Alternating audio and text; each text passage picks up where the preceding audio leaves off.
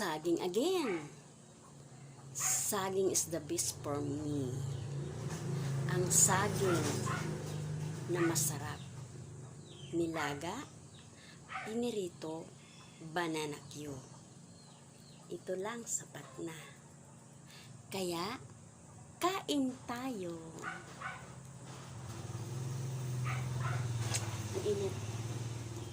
Dami na naman hugas eh. Pero kakain muna ang inyong inday na inahin. Yes!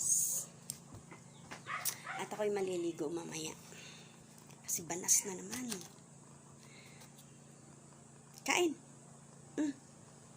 Nga. Si Mingming nga. Kakain kami. Masyadong hinog na. Gagawin ko sana siyang hotcake. Wala pala akong harina. At gagawin ko sana ang ginamsan din. Dahil madali lang lutuin, ito na lang. Kain.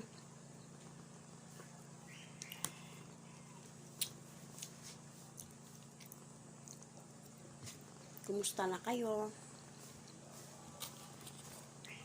Umulan na ba dyan sa inyo? Dito sa amin, hindi pa. Kahapon, may kulog. Ano nga ba yun? Kulimlim. Umambon kunti. Akala ko tuloy-tuloy na, natutuwa na ako kasi para madiligan ang mga halaman ko. It's a prank lang pala. Hindi natuloy.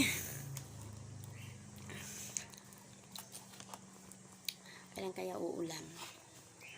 Wish ko umulan kahit butas-butas ang bubong namin. Palitan na talaga ito. Palitanin. Ano ba yan sa Tagalog? Talagang kailangan palitan na nga siya talaga kasi pag dumating yung malakas na ulan, hindi na kayang lalagyan ng tabo, timba, planggana, batya o ano pa man. At akala kasi namin makakalipat. Hindi pa. Gawin mo na. Mahabang proseso pa. Bago ang lahat. Kaya, balak namin, magpabubong na lang ng bago.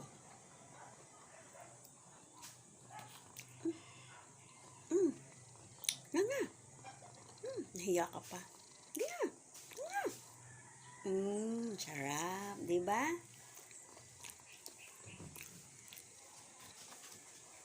Sa panahon ngayon, dahil mahal ang bigas, pwedeng saging kamote. Tinapay, hindi ako maris tinapay.